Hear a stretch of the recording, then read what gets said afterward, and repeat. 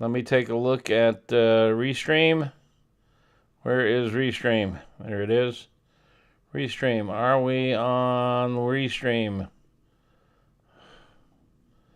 Come on. Stand by.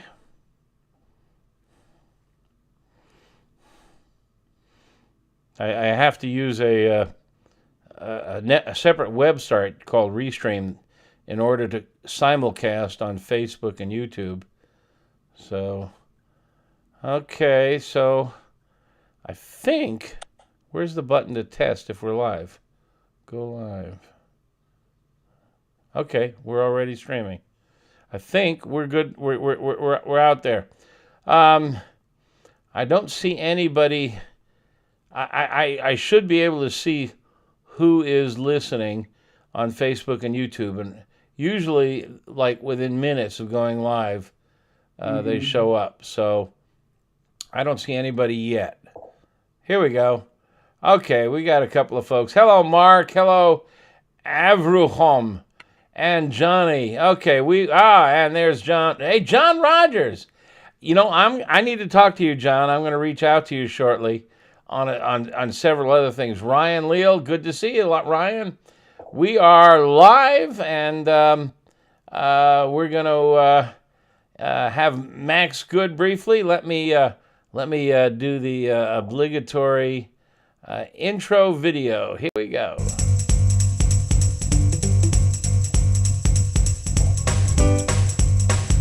I need ribs to ease my day. I need to find time to cook them right. My papa said, can't hurry ribs. No, you just have to wait. He said ribs. And now, at your service, here to help you cook and eat like royalty is the barbecue whisperer and hedonism evangelist from AmazingRibs.com, the planet's biggest and baddest barbecue and grilling website, Meathead. Boiled slabs must I stand before I find the crunch to let me live again. Right now. And good evening, everyone. I see we have a nice little crowd gathering as we simulcast live from Facebook and YouTube. I'm Meathead from AmazingRibs.com, and I have with me my right-hand man, Max Good, the world's only full-time grill and smoker tester. Max is joining us live from Salt Lake City, where he has been attending the introduction of the newest and coolest, greatest device from Traeger, the new Traeger Timberline. And I watched the video intro, and Max has already posted a lot of information on AmazingRibs.com. If you go to AmazingRibs.com and click on that little magnifying glass and type Timberline in there, you'll get what Max knows about this new device. It was just introduced yesterday, and there's still a lot of mystery surrounding how it actually works. Max is anticipating to get one of the very first production models on his deck, which is in danger of collapsing from weight of all the steel. You know, I don't know what your relationship with your wife is like, Max, but my wife has got a rule here. One comes in, one goes out. She won't let me bring in any new ones. But I want to get my hands on this one when it's done because it looks very cool. So we're going to start off tonight with a chat with Max, and he's going to fill us in on what he saw about this new Traeger, because Traeger is a pioneer in the pellet grill world, and they have gone from pioneer to outcast. When they ran through a period where their devices were just not very well thought of, to new ownership, and boy, are they pedal to the metal and doing some interesting things. I have never been a huge fan of them, but I think they are going to win me over with this new one. And then after we talk with Max for maybe 30 minutes or so, we'll do as we usually do. We'll open it to all your questions and comments, and you can ask Max about the new Traeger or anything else. Max has had his hands on I don't know, maybe a couple of hundred grills and smokers over the years. I mean, he takes it seriously. This is a major gig for him, and he does a hell of a job for us in testing grills and smokers. Nobody else does it like Max. There's no other website in the world that has somebody like Max. So if you have any questions about a grill or a smoker or any kind of cooking device, gosh, I think, Max, you're even fiddling with some of these new indoor high-tech devices. So in any case, let me kick things off by asking you, Max, can you tell us a little bit about what this new Timberline is and does and what makes it different? And are you impressed with it? Do you think it's something special, or is it just a bunch of hype? I am impressed, and I do think it's special. I'm going to say price is always an issue, and it's not cheap. It's more expensive than anything they've ever made, and we can talk about that later. However, maybe it's worth it. You mentioned that I'm fiddling with indoor tabletop smart ovens, which are really catching on. And Timberline, as far as the outdoor stuff, they were one of the first to have the smart app with the guided recipes and all that. And it was pretty pretty primitive by today's standards. This stuff is moving really fast. So we're talking even a couple. I think they came out with the first systems in 2017, and they did have a model. They had two Timberline models. These they're calling them a different name, but they're still Timberline. Right? So let's not get confused about it. But the app keeps developing. It keeps getting more sophisticated, and guided recipes are a big deal with them. So but more. What is a guided recipe? They literally, now I'm only familiar with the June technology, which Weber has purchased. June Technologies. June makes an indoor tabletop oven, and the guided recipes, they show you on a smartphone app, step by step. And in June's technology, they have step-by-step videos. I mean, they'll show you. It's really, I poo-pooed it along with so many people up till about a year or so ago. Well, now there's a couple things. You can't hold back the time. It's something that's happening, and I think it's just beginning. So it's here, folks, and you don't have to have it, but I can't roll my eyes at it any longer. It's for real. But it's not the only thing about it. In fact, by today's standards, it's actually not the main thing about these new Timberlines. That's becoming something that you're seeing a lot of. So the main thing I can open up my iPhone and I can say, how do I cook a brisket? And it will give me a recipe, and it will set the temperature on the device. And so if it's one of these deals where we're going to cook at 225 for 3 hours, and then we're going to up the temp to 270, yeah, I can program all that in, and then I can go inside and take a nap, and it's just going to do all that. Yes, it will, and it'll give you notifications. Now, as far as like voice activation, that might differ for other reasons. Certainly, most of the more sophisticated ones, at any rate, will allow voice activation through Alexa or those type of devices. I don't know that they do it just from your smartphone, but it's in. But you know what, Meathead, I got to tell you. The thing that I'm having fun with the June, now we're getting off this Traeger Timberline, but is that's okay. I always do the same things. You know how you always say, Max, I'll do the recipes, you do the grills. So I do the same stuff. You know, I go, oh, this is made as a smoker. This is a grill. I'm going to do ribs on this. I'm going to do steak on this. You know, but when I get one of these devices that has these guided recipes, we're learning that these manufacturers, at least the more sophisticated ones like Traeger, have worked these systems out where the guided recipes they're integrated with the function of their cooking device to such an extent that it all makes sense. And so now I get to try really cool recipes in addition to my standard ones. Does it know, for example, that if I tell it I want a medium rare steak, it knows when the steak is done? Well, or you don't know because you haven't gotten your hands on it yet? here's the thing. They may say that with the pellet smokers, but I'm not sure that Timberline, the new Timberlines, and just as the old ones, the stated temperature range is something like 165 or 185 to 500. But the new one of the things that jumps out at you right away is they put a conduction cooktop, electric conduction cooktop on the left side shelf.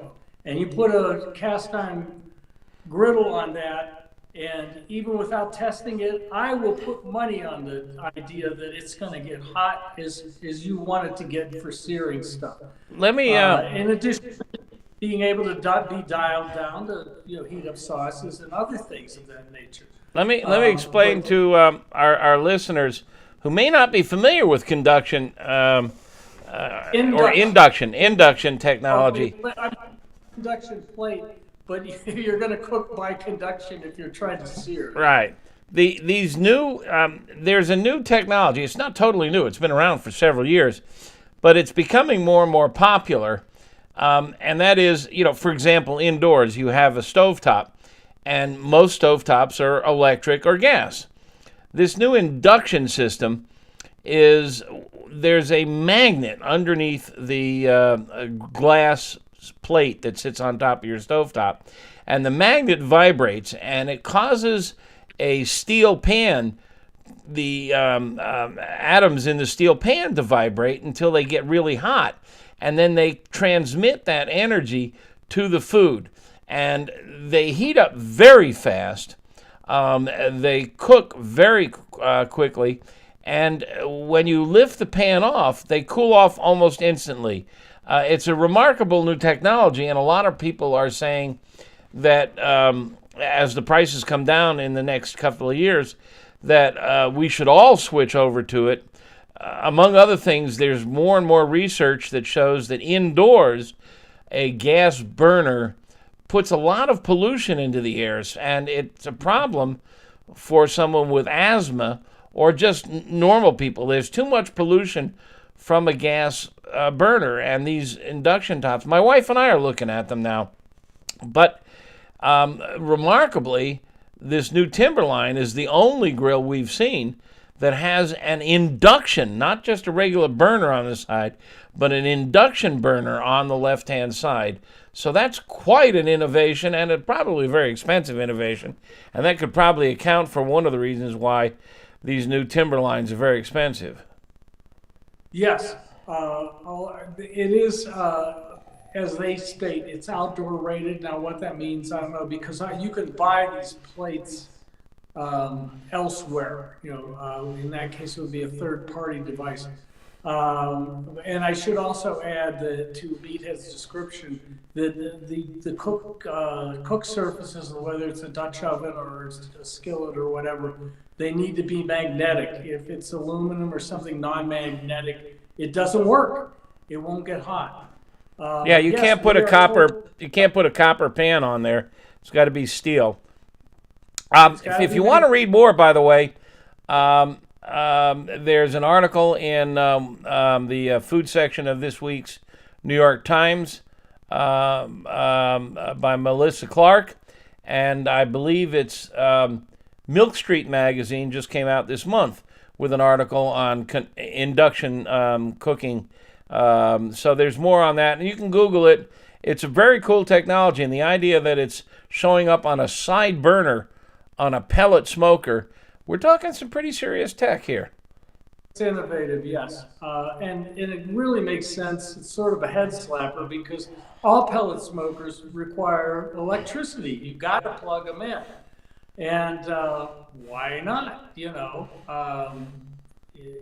there are some models out there that I really like that have a gas burner attached. But then you got to lug around that big old propane tank, you know.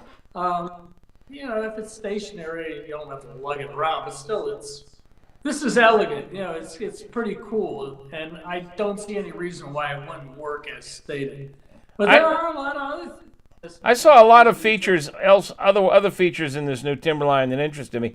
And by the way, I want to make it clear, we're not promoting Timberline, Traeger.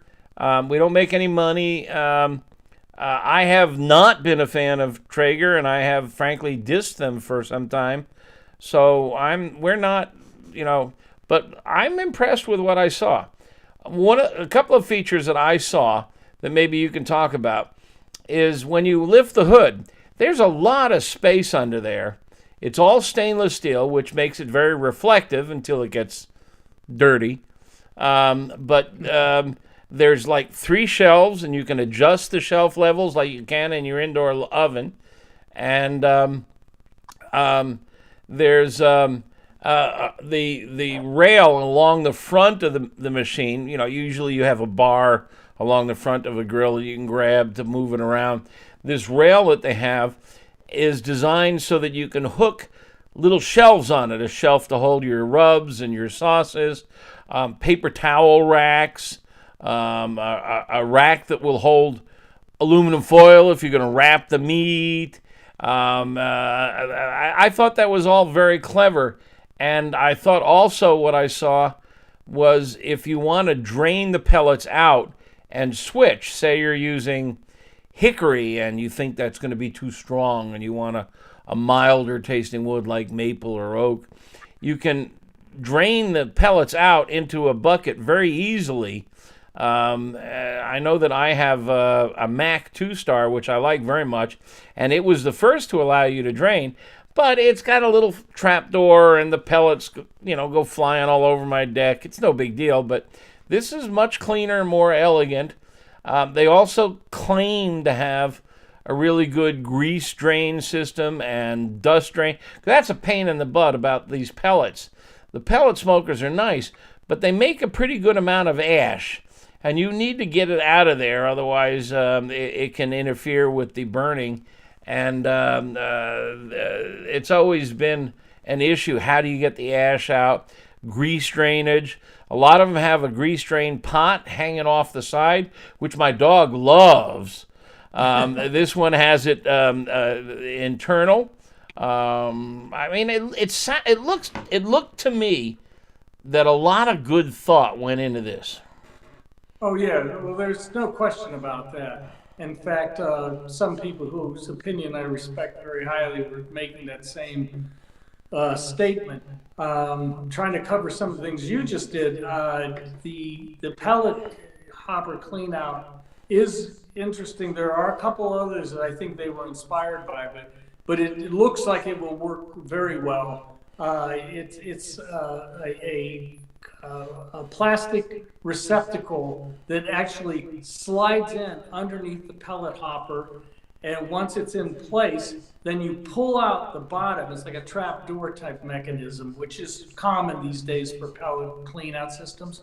But the thing that's elegant about this is now they have this receptacle to receive the pellets. They're not flying all. I hate it when I get them all over my deck like that. You know, as you said, Meathead. And then once you've done this and you've cleaned them all out, you just slide that receptacle back out, and they have a sealable lid that goes on top of it, which is really nice. We talked about the grease and ash removal system. That's an issue in a lot of manufacturers. I mean, you know, quality manufacturers like Traeger are trying to address the pain points that people are experiencing. Nobody wants to clean out ash and grease, and it can become a very big problem with a pellet smoker, because if you allow the ash to build up too much, as some people do, Meathead, then it will just shut down, and it actually might. I've done that, and they'll shut down, and then that yellow smoke starts coming out, and it starts beeping at you. I've got a Mac 2-star. I love my Mac, but this thing is a generation or two beyond it. I just got to interrupt real briefly, Max.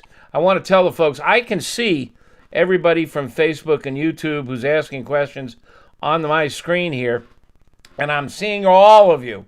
And I'm seeing some really good questions, including Ryan, who wants to know Max's top 3 favorite charcoal grills, and Exit 343, who wants to graduate from a Weber Smoky Mountain to a stick burner, and we'll get to you, I promise. But I want to keep on this discussion about the new Traeger for a little while, and then we'll come back and answer all these questions. So you can throw at us any questions you have, even about, brisket or ribs or whatever you have.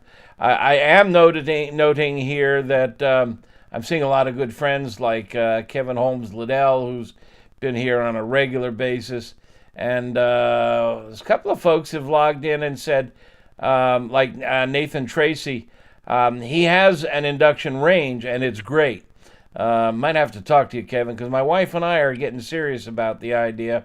We have a nice 4-burner gas top, but you know me, I'm always wanting to tinker with the latest, coolest stuff. So, Max, I'm sorry to interrupt you here. I just want to acknowledge these people with interesting questions that we're not going to ignore you. We'll get there, I promise. Continuing, Max, what else did you want to tell us about the new Traeger? Well, I think we're talking about the ash and grease removal system. I must admit, I don't understand exactly how it works, but it appears that they have developed some way to sort of separate the ash and grease and channel them into 2 different slide out or removable receptacles. We'll know more about that once we get the unit test. I got to interrupt you again. We've been down this road before with other interesting new introductions, particularly when Weber brought out their new smoke fire. And what happens is, and I want to caution you folks and anybody you're in touch with, there are people who have seen this device in the showroom at Traeger. They had a bunch of bloggers come out for this grand intro, including Max. And you're going to read a lot about this device over the next few months. Forgive me for sounding commercial here. Ignore them. Max is. It'll be a couple of months until Max can produce a thorough Max Good review where he really kicks the tires, really works it over, tries to break it. And we saw this with the Weber Smoke Fire. People got a quick early look at it, and there were a couple of things they didn't like, and man, it blew up all over the internet. And we asked people, just relax, wait till we have a chance to really work it over. And people got upset. They started complaining that they thought we were on Weber's payroll. We're not. But we're thorough, and we're not going to run and jump off a cliff.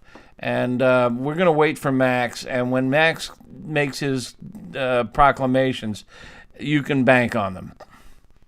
Thank you. And of course, Meathead, I thank you for preserving our integrity, which is valuable to us all here at AmazingRibs.com. Traeger offered to pay for my travel expenses and hotel at a really nice hotel, I must say, and we refused. But we felt it was important enough for us to pay for me to go out there and take a look at this. We don't do junkets. All these bloggers, Traeger flew them out there. How do you think they're going to respond to that? We told them no. We're paying our own way. Did you stay at that expensive hotel? I did not. Oh, oh, I thank you.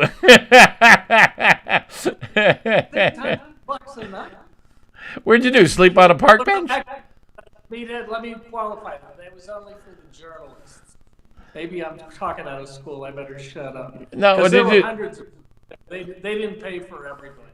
Okay. It was a small group, and we were one. In fact, they told me I was the only person from the barbecue space on the internet or in publications.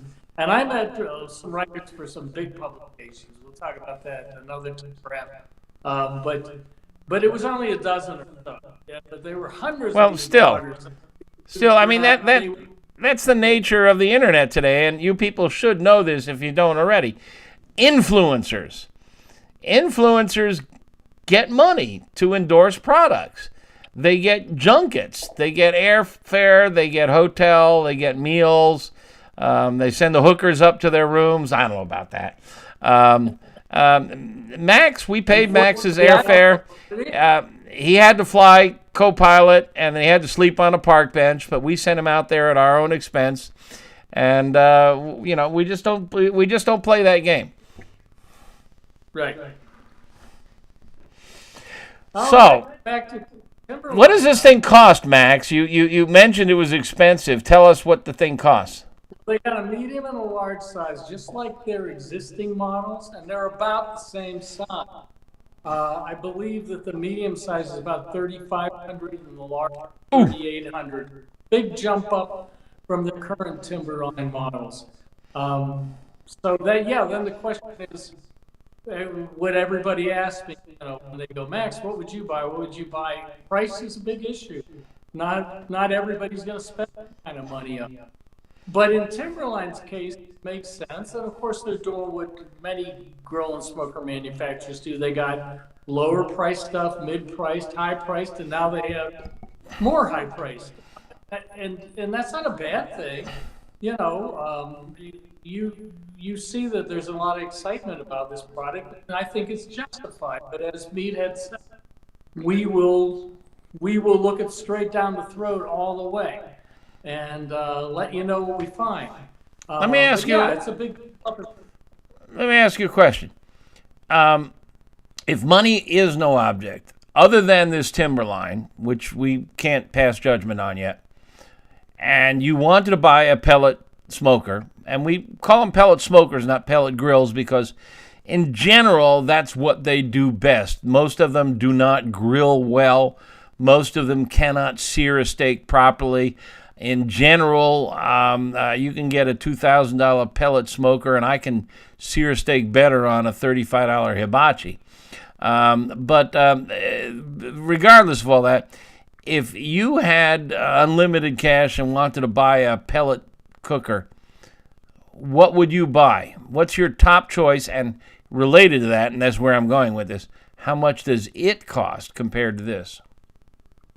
Well, that question is always very tricky, but it's a little less tricky when it comes to pellet smokers because there aren't as many in the upper price bracket. And I think what's implied with that question is, well, it's stated, if money's no object, it's like, then just, well, why would you, if money was no object on a car, why would you not get a Rolls Royce or a Ferrari? Why not? Why not? I would like those cars, So it implies that you're looking at the more expensive pellet smokers that are out there, and there aren't that many. Memphis I'm familiar with, and most people that are looking at pellet smokers in that price range, which is around $6,000, somewhere there. They just introduced a lower priced one. Still, off the top of my head, I'd say it's about $2,000, $3,000. But they are wonderful. They're built so well. Twin Eagles makes one that really looks beautiful to me, and although I respect them and think they make great stuff, well, I've asked them to send me stuff to test, and they're very nice people and very credible, but they don't choose to send me anything, so I haven't been able to really get my hands on it.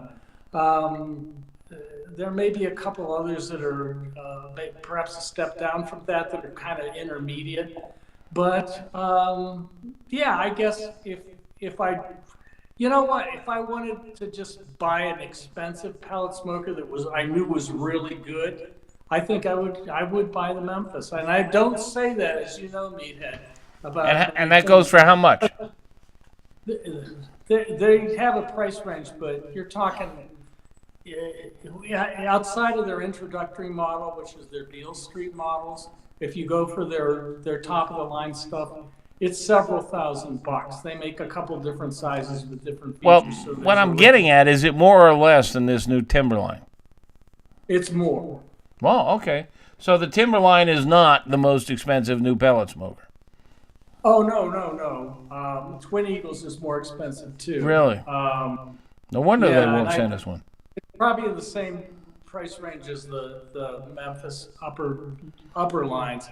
I mean, this is gorgeous stuff. This is super well built, heavy duty stainless steel. I have a Memphis that's still on my deck. It's been there several years. It never fails.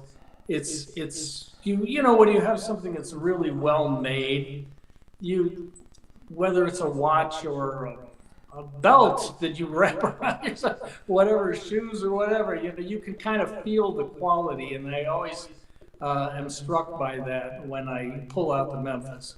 And it actually does have a station that's pretty effective, more so than many of these pellet smokers. All right.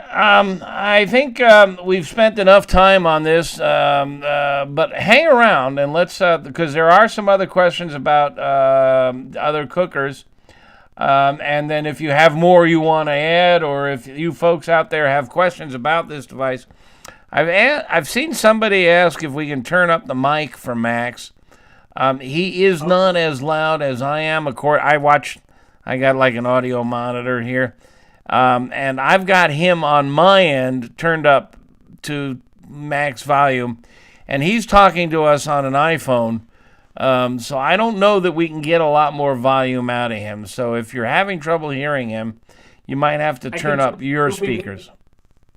Yeah, and I can move in a little closer. Yeah, sorry, folks, but I'm traveling, and I'm not in my office where I have a better situation for this type of thing. But I will try to talk louder. How about that? Okay, so Max will be updating the Timberline information on AmazingRibs.com. If you go to the little magnifying glass in the top right corner and click on that and type Timberline in it, you'll find what he knows about it at this time. There's a number of pictures and a lot of information there, so you can get more info if you're interested. And then as he finds out more, and then when he gets his hands on one and gets to start kicking the tires, there'll be more info there.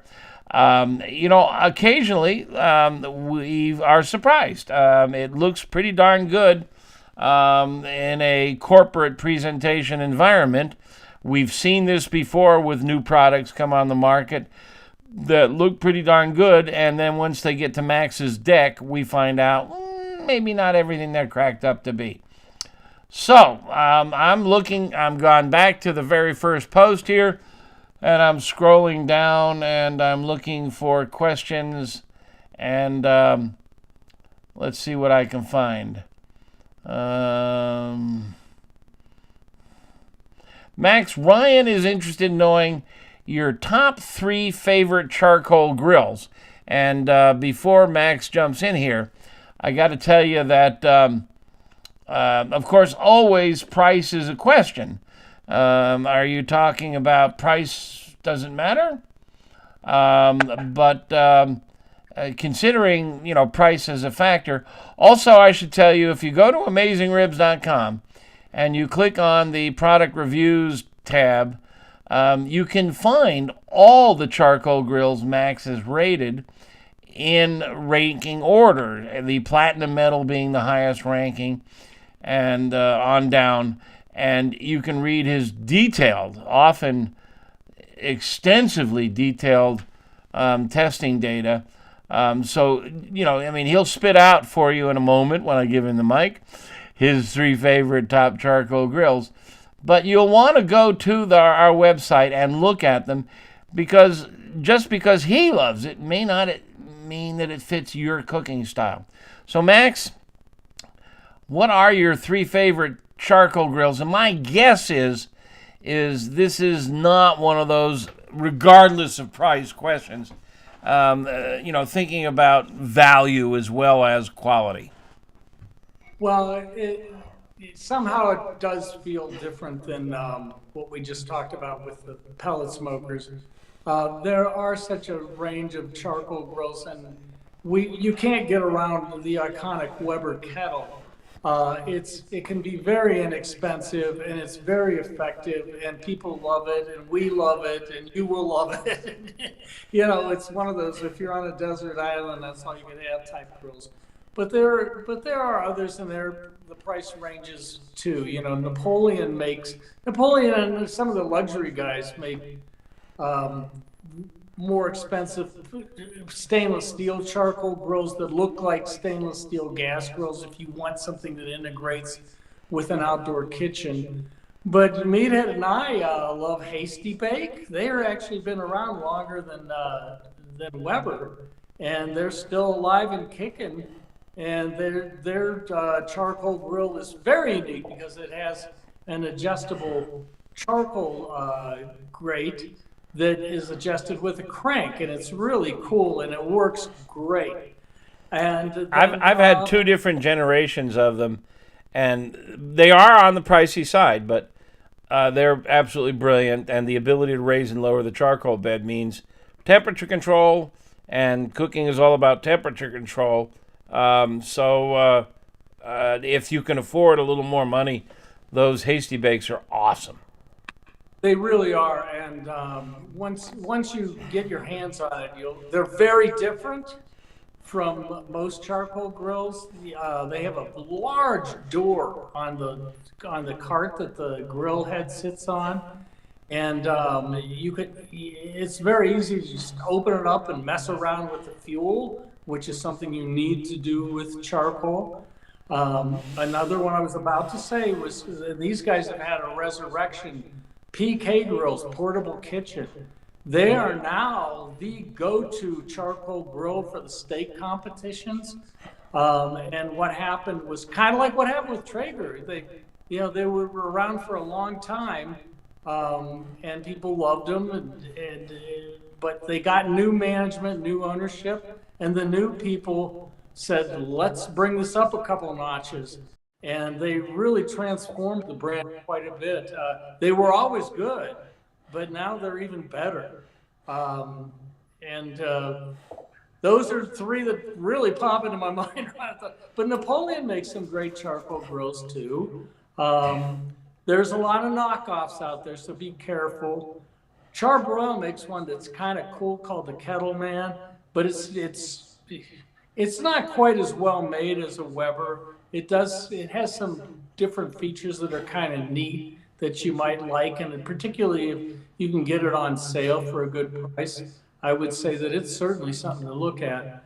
But I have a little bit of question about the quality of that one, but it's not horrible. Let me nominate one. Slow and Sear has introduced. Oh, how can I forget that? Yeah. They have introduced a knockoff, if you will, of the Weber kettle. I guess that's a bit demeaning, but it's a similar concept and design. But I think they've improved on some things. Among others, it's got 4 legs instead of 3 legs, which I like. That's a little more stable. And it has built in their Slow and Sear heat control system, which is a really nice. You can buy a device called the Slow and Sear, which goes into the Weber kettle, which divides the cooking area in 2 parts. And it's just, if you have a Weber kettle, you need to go to AmazingRibs.com and type in Slow N, the letter N, Sear, and read about this device. It's absolutely awesome. Costs about $100, and it will improve your Weber kettle significantly. And it can turn your basic Weber kettle grill into a darn good smoker, and it can also improve the searing capability. Go look it up. I'm not going to spend a lot of time on the pros and cons of it, but in any case, they came out with their own kettle to compete with the Weber kettle that has the Slow and Sear built in, and it has a lot of neat features, including a built-in thermometer and a port for a digital thermometer. Yeah, Max? It doesn't have a built-in thermometer. It has a port for the thread. And I should also mention that it's not inspired as much by your standard Weber kettle that's 100 or 160 bucks. The design is more in tune with the Weber Performer kettle, which also has 4 legs and a shelf. Which okay. There you go. All right. Moving the along. Exit 343, which is a novel name, says he's been wanting to graduate from a Weber Smoky Mountain to a stick burner. What's a good starter smoker? Well, before Max gets into his recommendations on stick burners, let me talk briefly about the concept that you're dealing with, Exit 343. Weber Smoky Mountain is a great tool. It's been around for years, decades. And it's a charcoal smoker. We call them bullets. It sort of looks like a bullet. It's a long, tall, domed device. And you can load it up with charcoal, start it up. There's some tricks and techniques. And basically, you can walk away. They are darn good at holding a temperature, darn good at low and slow smoking. They're not terribly good at grilling, although you can disassemble it and rig it up so that it turns into a kind of a Weber kettle type grill. It's a nice little machine, under 400 bucks, hard to beat.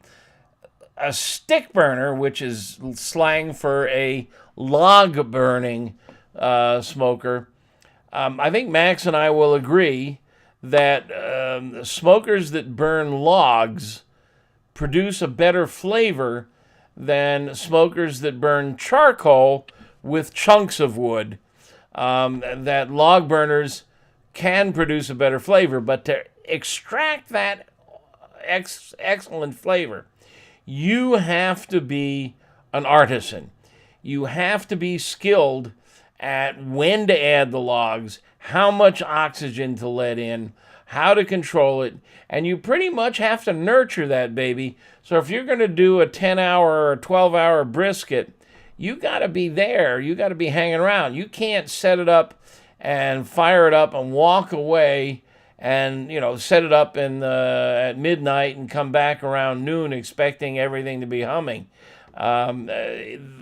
Stick burners require TLC, but if you're willing to do that, if you're willing to become an artisan, you can produce some pretty awesome meat if you're willing to do that. Now, so, assuming that I haven't talked him out of it, and he wants to buy a stick burner, Max, what should he buy? Well, that is a tough one, and there's no way around it with those. You buy the cheap tin cans and you're asking for trouble. And I always say, people think, oh, that's a starter stick burner, and I call them ender stick burners. I like that. I bought one and before I met you, and here's the kicker too, is that everybody said, oh, this is the best smoked meat I've ever tasted, and I'm looking at it going, yeah, it's not bad, but it's also not good. And then when I started getting my hands on good stuff, wow, the difference is really good, amazing. Now, our buddy Clint, who works with us, is when people talk about stick burners, a lot of times you think of the big horizontal offsets, the big black horizontal barrels that have a smaller horizontal on the side.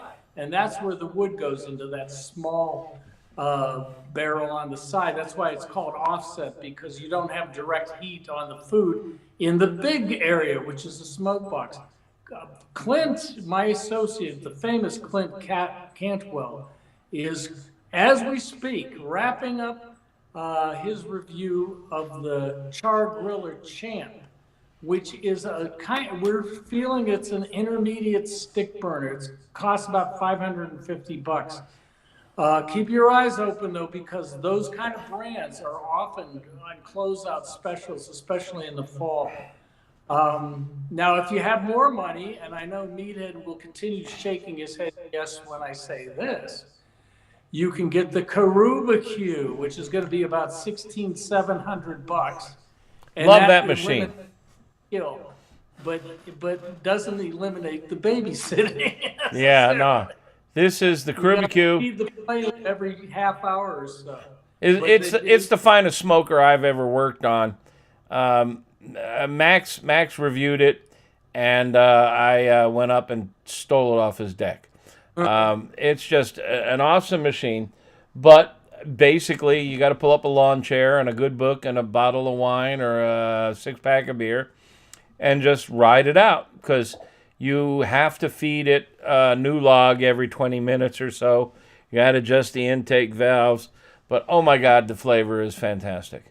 The smoke quality is perfect. This is what people down south spend their lives trying to achieve, and you can right out of the box pretty much. I mean, you got to get to know it a little bit, but the skill level is very low. Well, the reason for this is it's very cleverly engineered. When you burn logs, the gases and the smoke they give off, some of it is really good and influences the meat very positively, but some of it is unpleasant. And you have to get the logs burning properly to get what we call blue smoke, to get clean smoke that gives a beautiful flavor and none of the impurities which can make the meat taste funky. And this is what makes a great competition cook. And they cook on these huge $10,000 jambos, which are stick burners. And there are true artisans. One of the things that the Karubaku does is it pulls the smoke down through the embers. When the logs burn, they create embers. And it pulls the smoke through the embers, which incinerates the impurities, so that as the smoke enters the cooking chamber, it's really clean. All other stick burners, the smoke goes straight up from the logs into the cooking chamber, good, bad, or indifferent. And the Karubaku cures that. One of the reasons it's expensive. Karubecue. Not cheap, around $1,500, but really nicely built, really nicely designed. It is. It's mind-boggling. I call it Karubuke. The aroma and flavor are just incredible. You're good at these little catchphrases. I have the skill to get that with a regular offset wood burner. Overnight you can be a pit master or pit mistress, making the best smoked meats that are available, basically. Max, Kevin Kozak is, long story short, I'm opening a brew pub in North Carolina. We have a beer garden where I can add an outdoor cooker down the road. Any suggestions? My home setup is a Primo oval, and I love it. Before I turn it over to Max for specifics, of course, one of the questions you want to answer is, are you looking to do things like burgers and steaks and chops and things of that sort? Or are you wanting to do low and slow things like ribs and pulled pork? And that's a question. I mean, barbecue restaurants that specialize in low and slow cooking, like ribs and pulled pork and brisket, the meats go on sometimes at midnight and come off just before lunch service at 11, and then they run out on some days. It's not like I got a customer who wants a steak. Okay, you throw the steak on the grill and it's out of the kitchen in 25 minutes. So that's a question. Where do you want to go with this? Do you want to be a smoker?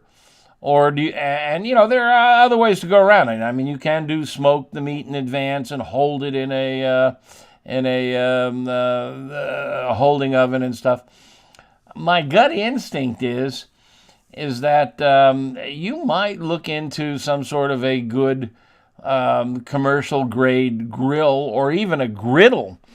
Where you got a flat top outdoors. And I think if you were cooking in front of the public, a couple of restaurants I've seen do this beautifully. They have like the open kitchen concepts where they're grilling where the public can watch, and the flames, the sparks, the smoke, and everything are really enticing.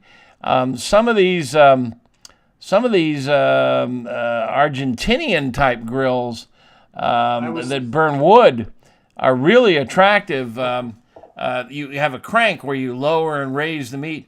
Now you're talking artisanship here, but a lot of restaurants now are doing this. Max, what's the company that's famous for this in Michigan, I think? You know what?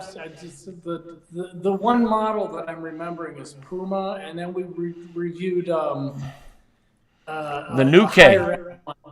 The name of the company escapes me. We had a Nuke. Nuke is, but those are sort of backyard units. There's a company that makes really commercial ones that all the restaurants are using. Oh, you might be thinking of Grillworks. Yes, Grillworks. Those are spectacular. Yeah, but they're also they're stainless steel. You burn logs, and you push the logs to the back, and you rake the embers to the front, and you cook over the embers, and you can raise and lower and you might look into something like that. It's very user friendly. I mean, the people see this, they really want to watch you cook. Interactive. However, there again, you're going to have more skill level. Yeah. You're not just going to be able to hire some kid off the street. And, that's really something interesting. A lot of these large commercial smokers that the barbecue restaurants are using, like the Old Hickory and Southern Pride, you can hire somebody off the street and in a couple of weeks of training, turn it over. They're so easy to operate and user-friendly. The Grillworks devices, which are really require skill, but a lot of high-end restaurants are using them now. Yeah, and it depends. Like, if you were, like we were talking about earlier, if price is no object, Grillworks, wow, they'll make you something that looks like it came from the Taj Mahal. They'll do the cosmetics and the whole bit, and your customers will just be in awe of the thing. Go take a look at the website at some of the Grillworks things that I reviewed. Beautiful.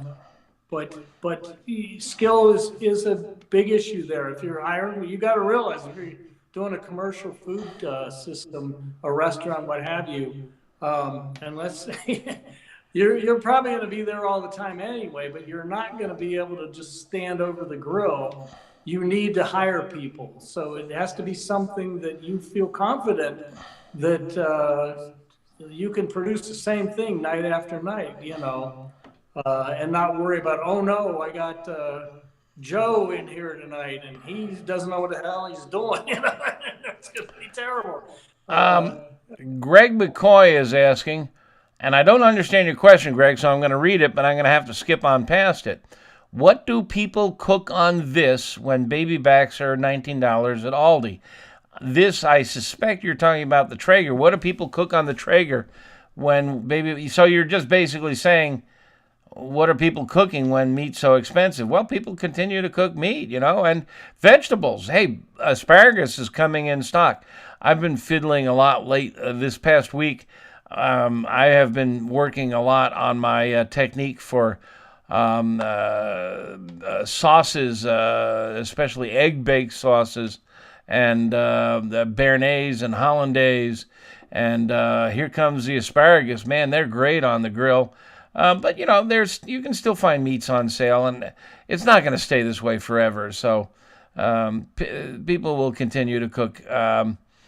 David Quesner is asking, is it possible to buy an autographed signed book of mine? Yes. Go to AmazingRibs.com. And there are links all over the place to information about the book Meathead, which is over my shoulder. You can't see it. Let's see if I can do this. There it is.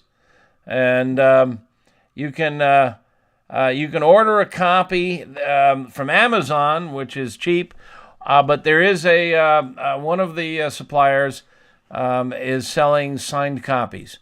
and I sign them a book plate.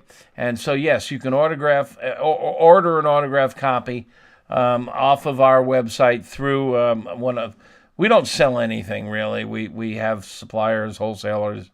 We just don't, I don't have room in my basement to inventory stuff.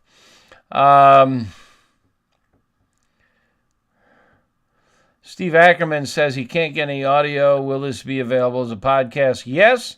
And if you can't get an audio, I think it's on your end because everybody else is getting it. Michael Goldman, I would think that your comment that a 35 hibachi is as good as a higher-end model says it all. Of course, the higher-priced model will hopefully give a better experience, but the difference between a luxury model and a Kia has come closer. So with pellet grills, if price is not an issue, great. Michael, you've misunderstood me.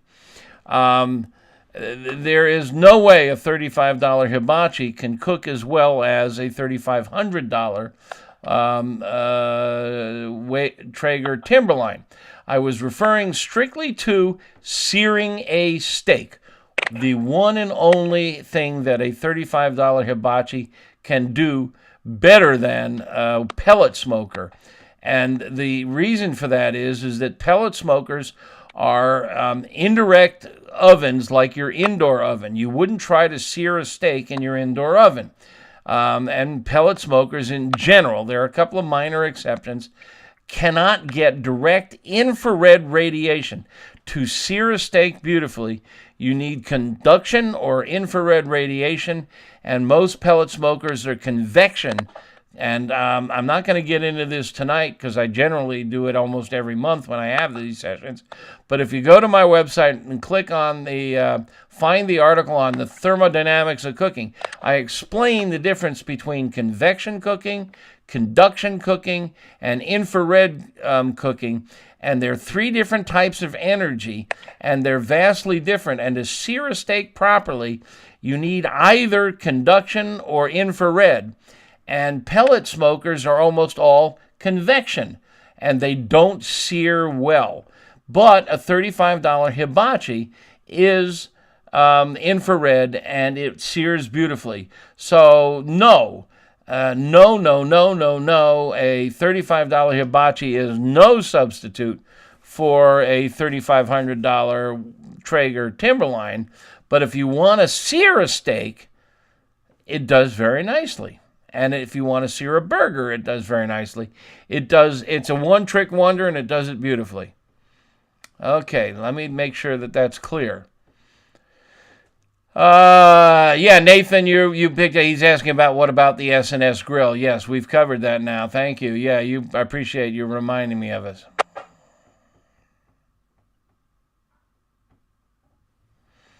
Michael is back again. Same guy with. If you're not able to ignore price, when do the differences become close to irrelevant? I don't understand the question, but there is a law of diminishing returns, and this holds true in so many things.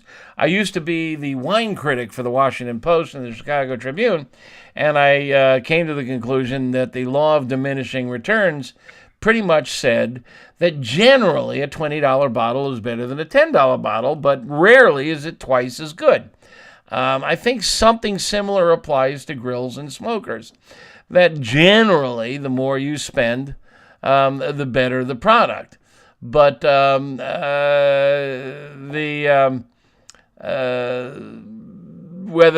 a $3,000 device is twice as good as a $1,500 device, that's a question, and a lot of it has to do with what you're looking for, and I think this applies for automobiles and many other things.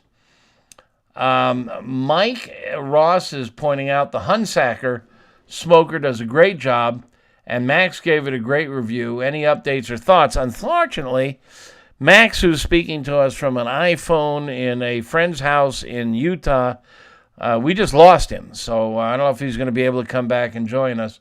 But I know he liked the Hunsaker, and a lot of people do. They're really best at smoking. You have to keep in mind, again, there's three types of energy. Smoking in general is slow, indirect convection heat. Grilling for a steak, getting hot and searing, is infrared or Conduction. And the Hunsacker, which is a barrel, is a great smoker. Not great at searing and grilling, and most of the barrels are not. You can work around them. You can put a shelf in low, and you can lower it, and you can reach in until the hair on your arm burns off.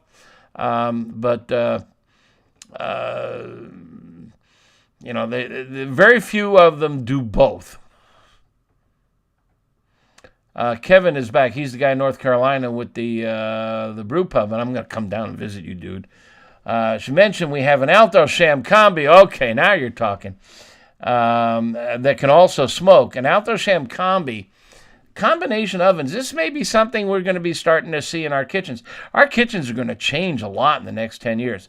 We talked about these induction cookers. There's a whole generation of smart ovens coming on the market.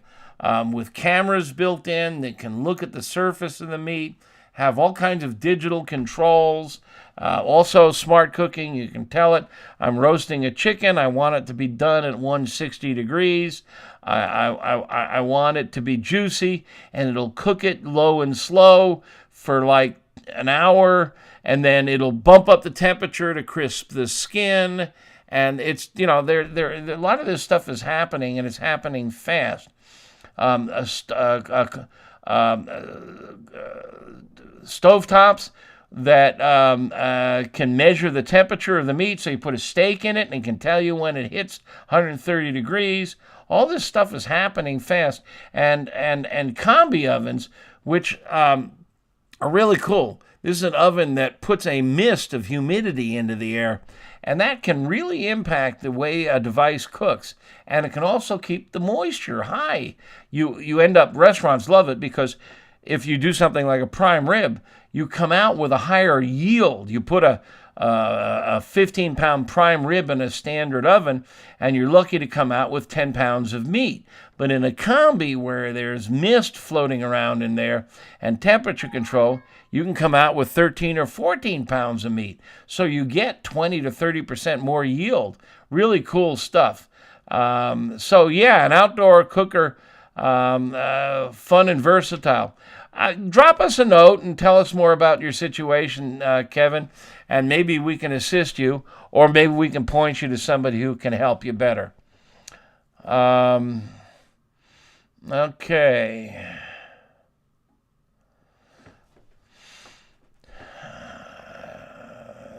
Brian Bonnell asks, what's our opinion of the ThermoWorks Billows temperature control fan? I gotta plead ignorance. We have, Max is our grill and smoker tester. We have a guy, Bill McGrath. Bill is an electrical engineer. He used to be the head of electrical engineering at, one of the big oil companies. I forget the name of it. And he retired, and he is our our thermometer tester. And we have about 150 or more thermometer tests. So go to AmazingRibs.com and look it up and see what his review is, if he's gotten to it. We love ThermoWorks products. They're really good. They were always the cat's meow, the top of the market, the very best products available. But I got to tell you, in recent years, there's a lot of competition in this space. And there's some really cool stuff coming out. And what I think the new direction is going to be more and more of the wireless thermometer probes. And that's something Max and I forgot to mention about the new Traeger. But the new Traeger comes with a wireless. They bought Max. There's Max's back. What's the name of the thermometer company they bought? We don't have audio. They bought I forget the name, Meter. They bought a thermometer company that has a wireless probe. Max, you got beautiful lip movement and nothing coming out. God, you love technology. There he goes. He just logged off. But in any case, the Meter is a really cool device, and it's built into this new Timberline. and it's a wireless probe. You stick it in, and so if you got a rotisserie, who cares? A lot of that's coming down the pike. There's 3 or 4 brands of that.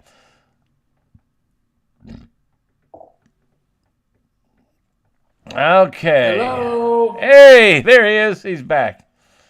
All right, let's see. I'm Hello, going can on. you hear me? Yeah, we hear you, Max. Oh, good. Okay. How do you think it's important? Hey, do you think it's important to buy 16 mesh black pepper for maximum flavor? You know,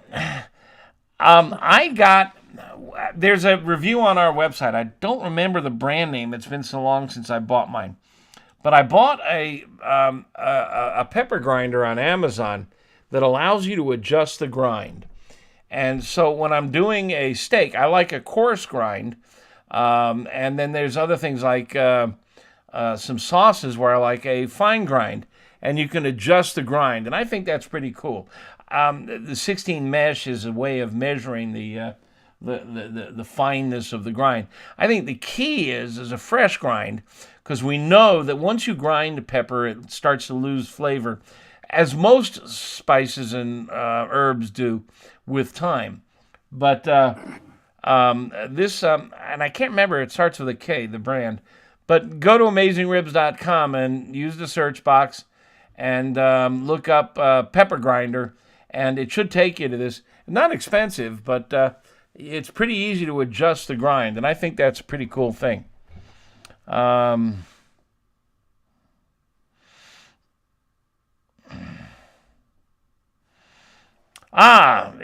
okay, Terrence Toll. Is there really a taste difference in the different brands of pellet smokers? In all the videos I've seen, the only pellet smoker that may stand out I'm cooking is the Smoke Fire. There's a question in my mind about the nature of your question. In general, and Max can chime in a minute, pellet smokers burn these little wood pellets. They look like if you took a pencil and you know, a pencil or pen, and you broke it up. They're about a 1/4 inch. Think of a long, thin tube of sawdust, and that's what they are. They're sawdust. They're compressed, and they snap them, and they're maybe a 1/4 inch thick and maybe 1/2 inch long, irregular, and there's no glues in them or anything. It's just they're held together with pressure, and in general, the flavor is pretty much the same from one to another. There can be minor differences depending on how their controllers work and their fans and other things, but they're really minor and very, very hard to detect. The question that people often ask is the flavor of the pellets, and is there a big difference in the flavor of the pellets? And the answer to that's complicated, but in general, not really a huge one. Think of, if you're saying doing a slab of ribs, you're creating an orchestration. You're starting with the meat, and so you're going to have pork flavor. And then you're salting it, and salt is going to amplify the flavors and alter it ever so slightly. And then you're going to put a seasoning on it, a spice rub, and it's got garlic and paprika and oregano or an onion and so on. And so those add another layer of flavor. Now we're adding instruments. So you've got the trombones, you've got the violins, the violas, the cellos, you've got the trumpets, and so we're adding the pianos, and so now we've added the rub. And then we're going to put it on the oven, and then the heat is going to alter the flavor of the meat. It's going to change the molecular structure primarily of the surface, and then down inside the meat, it's going to change the flavors of the meat, but it's still going to be pork, but you're going to get the Maillard reaction on the surface of the meat, and you're going to get the caramelization of any sugars that may be in the rub. And so those are all added to the instrument, to the orchestration. And then finally, you're going to put a sauce on top. Hopefully only a thin layer or two, not too much, so as to allow the trumpets to overwhelm the rest of the orchestra. But now you've got a very complex and I think food is always wonderful when it's complex. You have this complex array of flavors. So which pellets you use really becomes a very minor It's like in an orchestra, can you really tell that the lead violinist has a Stradivarius? Now, if the lead violinist is doing a solo, you might be able to tell that there's something special quality about her violin. But in the orchestra where there's 20 violins playing, I don't know that the pellets, and whether it's an oak pellet or a maple pellet, makes a huge difference. There is, and I think the same is true for wood in general, whether you're using wood chunks or logs or whatever. Now, that said, mesquite and hickory tend to be a little stronger and distinctive than some of the other woods. So, yeah, and usually I can smell the differences, but I can't always taste the differences. In fact, I can rarely taste the differences. So I think there are so many variables here to control that obsessing over, I didn't think the ribs turned out great last time, and I used applewood. I think this time I'm going to use maple. Max is laughing. I think you may be kidding yourself. Don't obsess over the wood. It's just one instrument in the orchestra, and it's a minor instrument. Get quality meat. Get that salt on in advance. Get a good rub. Use a good sauce. Don't use too much smoke. Don't use too little smoke. And get control over your temperature. Get everything else under control.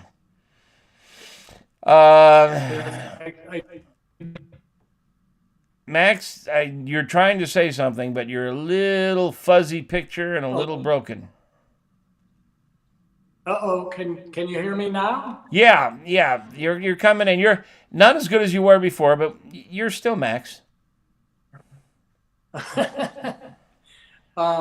Well, if you can hear me, I do agree what you said about the difference between applewood and all that. I do like hickory. Mesquite's the one that you can still taste for my palate.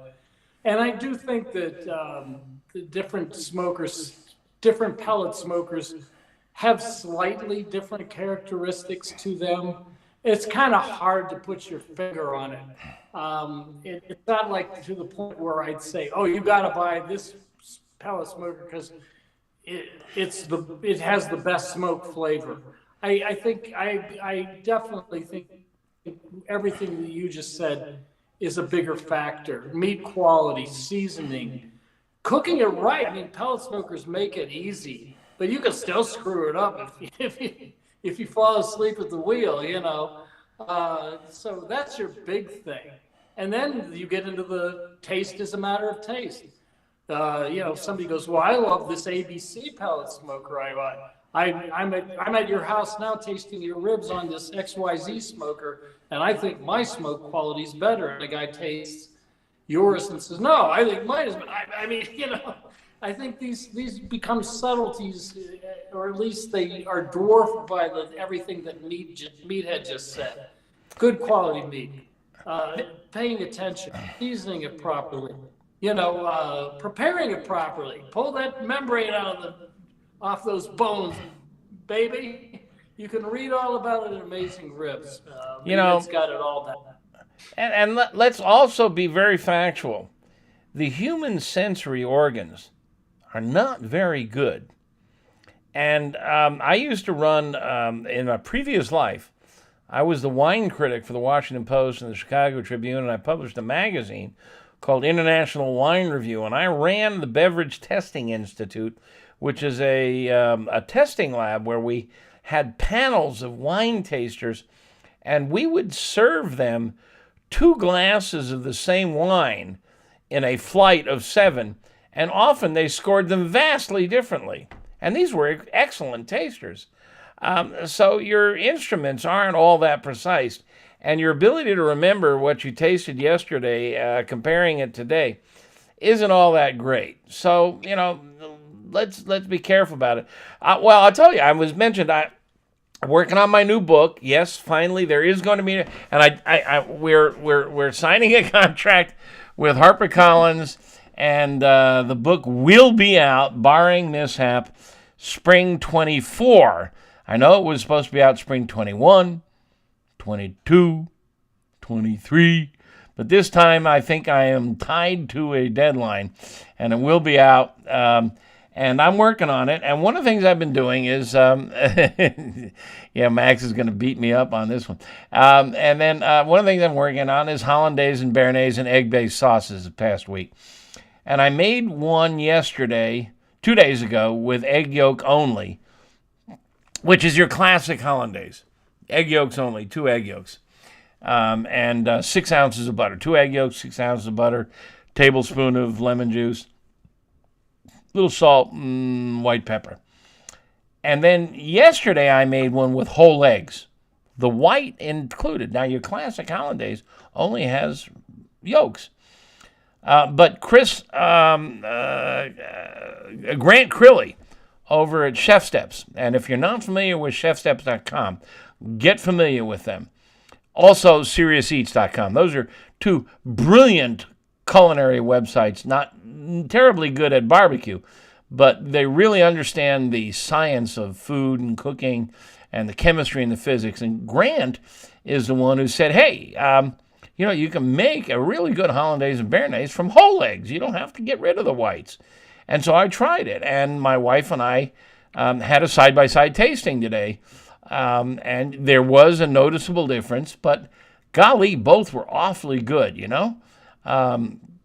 I don't think I would turn any of them away if I was served them on top of a grilled asparagus or even an Eggs Benedict. So, our tasting equipment is all that great.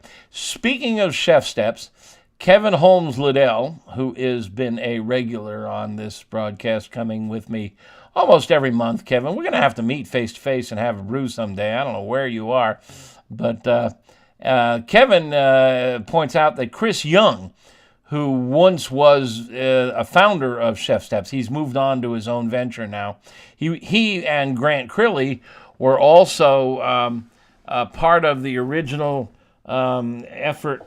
What is that? I'm looking over on my bookshelf, the 6-book set of modernist cuisine team. And Chris Young has gone on, and he is introducing a new thermometer device, wireless, that looks really slick, really cool. I forget the name of it now, but it's going to be due out any day now, and it looks to be leaping to the top of the stack. And Chris is a pretty darn smart guy, and I'm looking forward to seeing this new wireless thermometer of his, which has... The probe has multiple sensors in it, like 6 of them, so it can tell what the center of the meat is and what the edge of the meat is and what the air temperature is, and it can do all kinds of calculations, and it can predict when the meat's going to be ready and all kinds of cool stuff. Okay. Oscar, thank you. He says he loves the musical analogies. I think they really work. I think there's a great relationship between... Well, the next book I'm working on is called The Meathead Method, which describes a lot of my techniques and methodology. And the subtitle is Barbecue Science Meets Culinary Art. And what many of you don't know about me is I actually got my master's in art. And I want to talk about the creative process and the fun way of getting outside the traditional barbecue box by adding Asian flavors and Spanish flavors and Asian and Spanish flavors together and all kinds of fun stuff like that. And I've been working on that a lot lately, and so I'm very pleased with the direction it's going. Okay, Jay Presser, I have a Volrath Mirage Pro induction burner for about $400, paid $224.5, used. Use it for perfect scrambled eggs and pancakes in a cheaper knockoff in a shop we use for, yeah. Hey, Jay, go to my site, go to AmazingRibs.com, and look up omelets. I have I'm an egg lover, you know. I'm working on my hollandaise and béarnaise, but go read my omelet recipe. There's a trick or two in there that you have to try.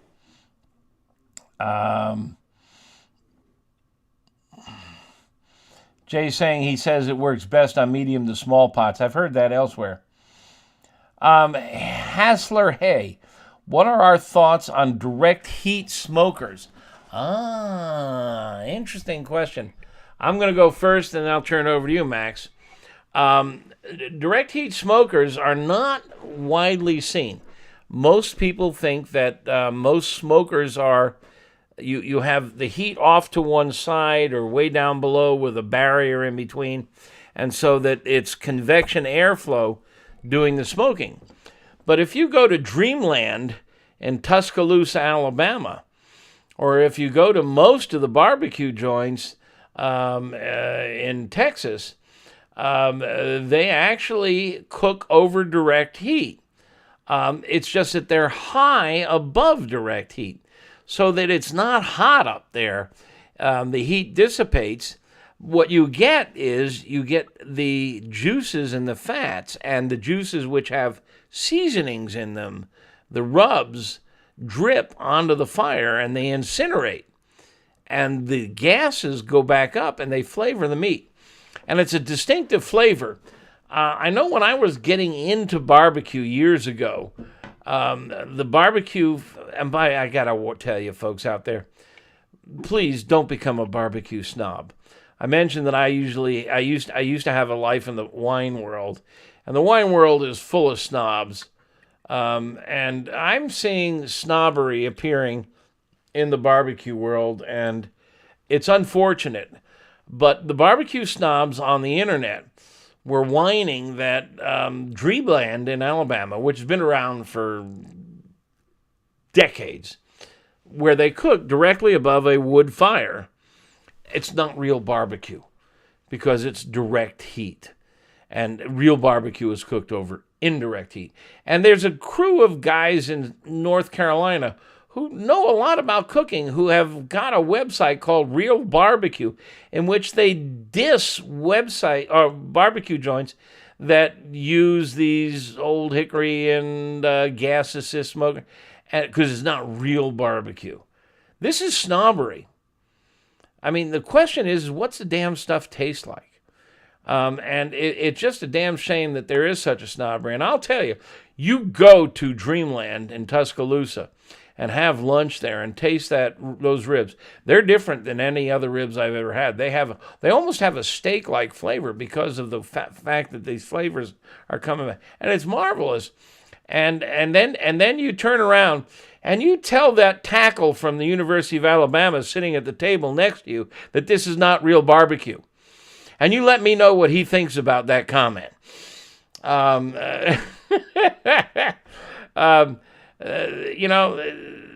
It's a big word. I mean, they've been cooking barbecue in Korea and China and South Africa. This idea that we have that we invented barbecue is wrong. We may have invented jazz. Say again, Max? We often talk about the origins of barbecue being over a pit that was dug, and that was the heat on top. What about upright barrels? They're very popular. They're very effective. They're cooking straight over. That's right. There's your answer right there. These barrel cookers, you're cooking straight, and people who've got them love them. Pit barrel cooker. While you were offline, somebody was asking about Hunsaker, and which we know you like. These barrel cookers are direct heat, and the drippings go down under the fire. People love them, and it gives a slightly different flavor, and they're really nice. And I've talked to some tip-top cookers who swear by these barrel cookers, which is direct heat. So, there's 100 different ways to skin your cats. And, boy, I tell you, these barrel cookers, you can get them for as little as $400. The pit barrel, which is on the low end in prices, is $400 or under. I think they got a new model that's less. Yeah, they're coming out with a Badger that's supposed to be about $200. And there's knockoffs out there too, but I don't know that I would tell you to buy it. I mean, Pit Barrel we know and we love, and they're pretty affordable. So And they started this barrel rage, and now there's 100 different knockoffs, some of which are as good or better. But yeah, that's direct heat smokers, and there ain't nothing wrong with them. And the flavor's delicious, and they're cheap, and they don't require a heck of a lot of skill, and they're just fun. And look, they look macho, you know. And they look. Those barrels are rib machines. When you hang ribs on, I mean, you can hang a lot. Or if you're having a rib party, Yeah. you don't have to. And it's not much bigger than a Weber Smoky Mountain. And on a Weber Smoky Mountain, you're lucky to get 2 or 3 slabs in there. And this thing you can get 10 slabs into. So, yeah. Okay, moving on. Kelton Graham. I once used Kingsford in my pit barrel cooker to do shrimp and salmon. I got a weird flavor. Do you think I didn't wait long enough to get rid of the ignition smoke, or should I use a different briquette? Okay. This is an interesting question. When you're cooking with briquettes, especially charcoal in general, as you ignite them, when they're at low temperatures, the smoke that they emit tastes different than the smoke they emit when they're really hot. They combust differently. The combustion process. If you go to AmazingRibs.com and go to the search box and type in combustion, there's going to be a really interesting article on how things combust and the physics and the chemistry of combustion and the flavors and the aromas and the compounds that combustion emits. And they're different. And just as a general rule of thumb, when you're cooking with charcoal, especially briquettes, you want them to have a white layer of ash all over, which indicates they're fully ignited and they're maximum heat and they're giving out their best smoke and flavor. But charcoal is, in general, and charcoal is for heat, not for flavor. Wood is for flavor.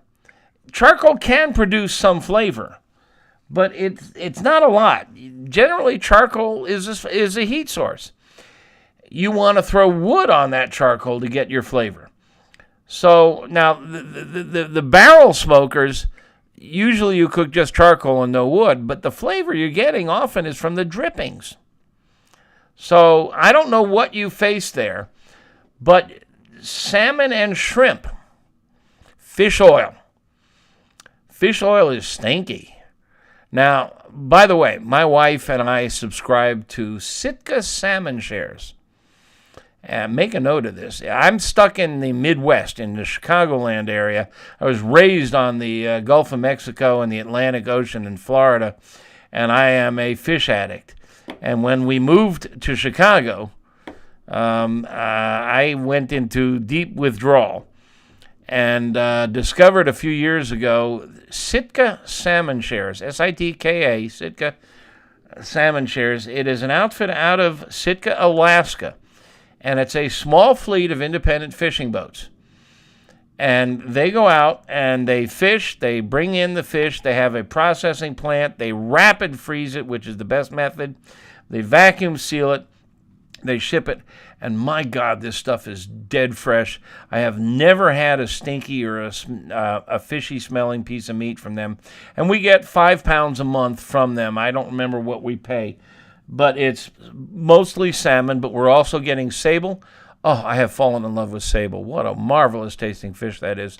We get haddock, we get halibut, we get a variety, and you can get shellfish too. You can get lobster. We don't get that part of their subscription because I'm allergic. But it's just a tremendous service, and the quality of food is stunning. But the point being that salmon in particular is a fatty fish. I have a little electric smoker that I use for fish only. I don't like to put seafood into my pellet smoker or my other smokers because the oils get into the carbon buildup on the sides and the wall, and it can influence the flavor of the food. So I don't know if that funky flavor, Kelton, was due to the oils dripping, which it could be. On a pit barrel, you're cooking right over charcoal. It could be because you didn't have the coals fully ignited. I don't think there's a huge difference in the quality of briquettes. I use primarily Kingsford Blue Bag, but the new Pro and other brands claim that they have fewer additives, so that they're attractive. There are some briquettes out there that claim that they have no additives. I am not a fan of lump. I have bought lump the size of softball that has raw wood in the center. It sparks and crackles and pops. And like I said, I don't want charcoal for flavor. I want charcoal for heat. I don't need wood in my charcoal. So I'm a briquette fan. I use only briquettes, not lump. And I go to the website and search on charcoal and read my article on charcoal. I have had bags of charcoal with plastic and metal and other garbage, lump charcoal with plastic. So don't worry about it. So I'm not sure what your issue is, but experiment, find out. Tim Morgan, ounces, what the fuck? What's your issue about ounces? I talked about ounces. Ounces? No, ONCES. I don't know what your problem or question is, Tim Morgan. Speak English, boy. Oh, Tim Morgan says, even Russia gets metric. Well, doggone it, I wish we spoke metric in this country, but I'm an American, and in this country I write for American citizens, and if I wrote only in metric, they wouldn't know what the hell I was talking about, and I'd be out on the street starving.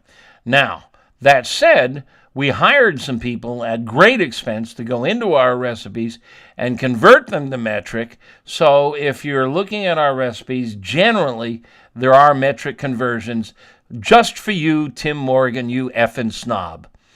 Okay. I'm sorry. I just get, I get tired of the snobbery. Yes, metric is a better system, but we don't use it in this country. Jimmy Carter tried to bring it in. Jimmy Carter tried to make it nationwide, and we rejected it. Go talk to the politicians, not me, you effing snob. Jesus. John Rogers, Dreamland sauce is the best out there, vinegar bread. It's a nice sauce. I like it. It's very different. John Rogers, he says, best out there. Footnote, other than Black Swan and Meatheads. John, I love you, buddy. John, by the way, John is a friend of the website and helped me figure out how to do what we're doing tonight. He helped me figure out how to do broadcast, and when I was trying to get all this squared away, and he's a technical wizard, and I thank him very greatly. And he's commenting Dreamland barbecue sauces among the best, except for Black Swan, which is Max's brand. Max makes Black Swan barbecue sauce. And Meatheads is, if you don't know, okay, let's get the camera over here. Can you see over my shoulder? There's the Meatheads barbecue sauce and rubs. So back in November, we introduced our own rubs and a sauce. So, Kelton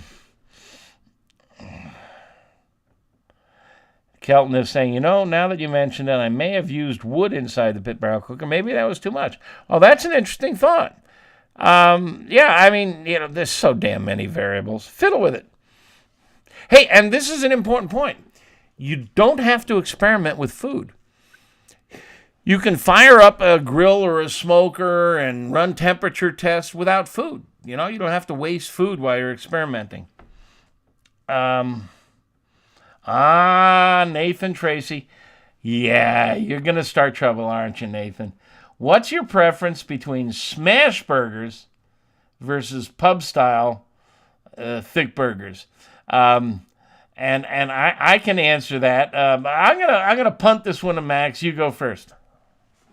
I don't always make smash burgers, but my initial reaction would be both. They're both great, you know. I love them both too.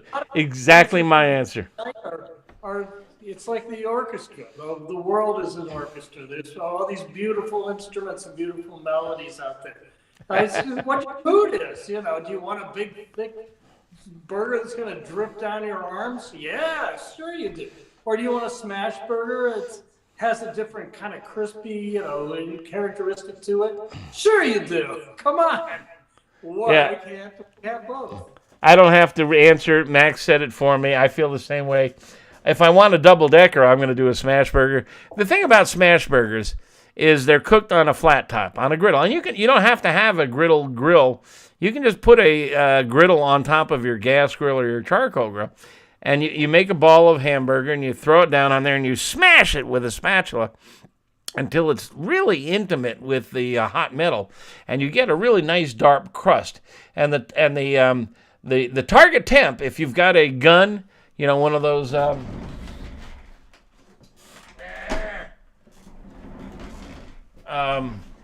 infrared, it usually looks like a gun, but this is the Thermapen that has a gun on the end there, see? It's a Thermapen gun combo you can buy. A lot of people don't know about that. But if you have a gun, your frying pan or your cast iron griddle or whatever you're cooking on, you want to shoot for 350 to 375. And that's when you get that nice dark Maillard crust. And, you know, you do quarter pounders. My sweet spot is the 6-ounce burger, which is a little too thick for smash. And it can still come out a little pinkish in the center. That's the one that runs down your arm. The 8-ounce burger, a half pounder, is a mouthful, and Max has written about his recipe. We have Max's recipe for the umami burger on our website. He's a burger fan. There's no doubt about that. Oscar is asking a really interesting question. Is there a big difference between farm-raised salmon versus wild-caught? There is a flavor difference, and wild-caught tends to be darker color, richer, and I think it's generally a better flavor. But the really important thing here is that for many years we were told that farm-raised salmon is dangerous to the environment, deleterious to the ocean, a frankenfood and a curse on the world. As I understand it, now I don't know firsthand, but people whom I respect, like Tamar Haspel, who is a columnist for the Washington Post. Tamar, Tamar, Haspel, Haspel. Follow her on Twitter, because she writes about a lot of the politics of food. And in fact, today she wrote something very interesting, which I chimed in on, about how dietary science misleads us and how the media gets it wrong. And I've written about this too. But she's written about how the salmon industry really seems to have cleaned up its act.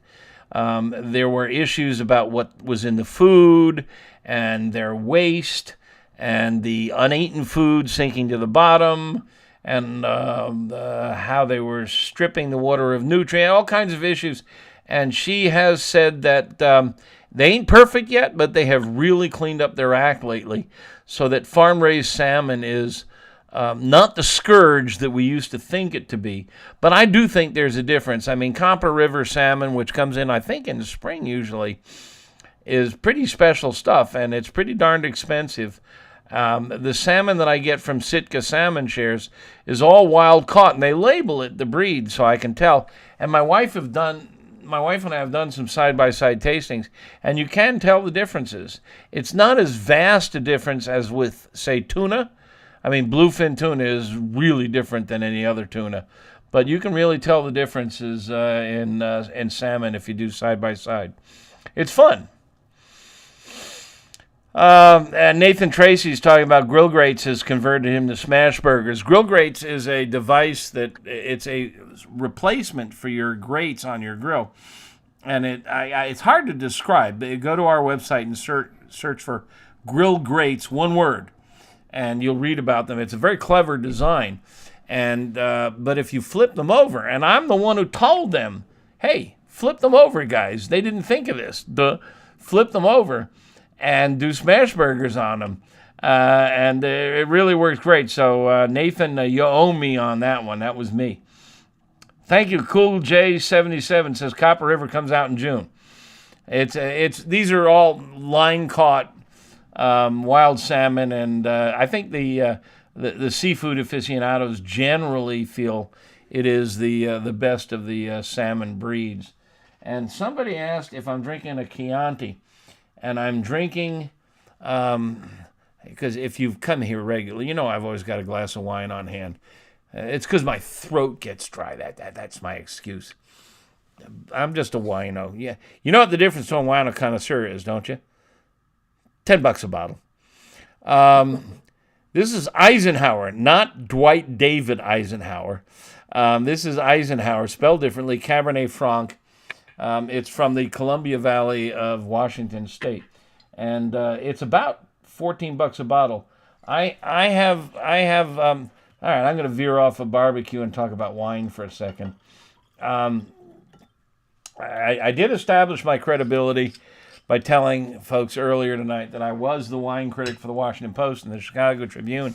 In an earlier life, I published a magazine. I was on the U.S. wine tasting team that got its butt kicked by France. So I have that line of credit to me. They whooped me and mopped the floor with me. But I do love wine, and I had a pretty good palate at one time. And the one thing I learned is it's always changing, and who's on first one year is not who's on first the next year. So find yourself a good wine merchant. Find somebody who really loves wine in a wine shop nearby, and have them put together a mixed case of wine and tell them what your upper price is and judge them, see how they did. And then go back and tell them, I like this one, but not this one, and give me some more samples. And I've got a young woman at the nearby Main Street Wines in LaGrange, Illinois, who knows my palate very well, and she's constantly sending me samples, and she knows my palate, and she gets me good stuff, and the stuff we really like, I buy by the case. So knowing a good wine merchant is just as good as knowing a good stockbroker. What style wine do I drink with smoked red meat? That's a good question. I have a mixed variety of reds. I'm not that fussy about this specific grape with this specific wine. And frankly, I don't smoke red meats all that much. I like my lamb grilled. I like my steaks grilled, not heavily smoked. I like a little smoke flavor. And I just, run the gamut. This Cabernet Franc is lovely. I like Cabernet Sauvignon. I like all the Loirs. I have a Gigondas that I buy by the case. So I drink anything. I come to your house and you got Mogan David, I'll drink it. Okay. Well, we've been going at it now for not quite an hour, about an hour. Let's see. Hour and a half, yeah, a little more than an hour and a half. I usually go 90 minutes, and I think that's, we're over that now, but we've been rambling, and I think we've reached the end of the questions.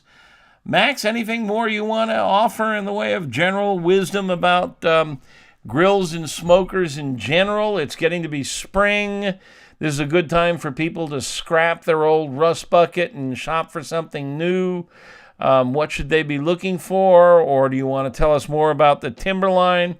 Why don't you sing us out? I think I'd like to hold off on Timberline till we get it and test it. I mean, you're gonna be seeing a lot about it, and it certainly is interesting. A big question I have is the price point. I guess it's probably justified. That's a funny issue. I don't know what to say about that. But I will say there's a lot of there's innovation that's escalating. And it's kind of exciting. A big thing on my mind, as I mentioned earlier, are these guided recipes. I know we probably have mixed feelings about that, but I do think it's here to stay and it's going to continue. So keep your eyes open, because we're going to have a lot of reviews over the next few months of new equipment, and it's actually a pretty exciting time with outdoor cooking. The technology is merging with the old traditions. And let's embrace it, guys. You know, the old stuff will still be there. So if that's what you want, that's what you can have. But let's not get snobby, as Meathead has said, and put down the new stuff either. The only thing constant is change, folks. Thank you, Max. Thank you. Keep an eye on Max and his reviews on AmazingRibs.com. If you don't subscribe already to our newsletter, Smoke Signals, whenever Max releases a new product review, it's pointed out in Smoke Signals. He is on a regular basis in the Pitmaster Club answering questions. Come down and take the 30-day free trial of the Pitmaster Club.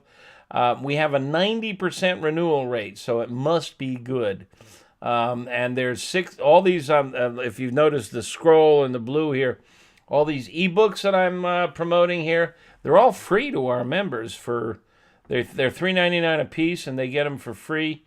There's also the magnetic temperature guide with 80 temperatures on here that you get free when you join the Pitmaster Club. And Barbecue News Magazine and Tailgater Magazine, a whole bunch of cool stuff. Check it out. Try the 30-day trial. And thank you very much for hanging out. We're usually here on the last Thursday of the month. And so hopefully we'll be back next month. I don't know what next month's topic will be, but we'll find something to talk about and take your questions and yak with you and curse at people who are snobs. Thanks, Max, for joining us all the way from your friend's basement in Utah. And have a safe trip home. And thank you, everybody, for joining us. And we'll see you in cyberspace. And good night, everybody. Good night. That's all for now, folks. Thanks for staying awake, and please visit AmazingRibs.com for the articles, recipes, and reviews mentioned in this chat with the Barbecue Whisperer and Hedonism Evangelist from AmazingRibs.com, the planet's biggest and baddest barbecue and grilling website, Meathead. It's a game of time and time. You can hurry ribs. No, you just have to wait. Just trust in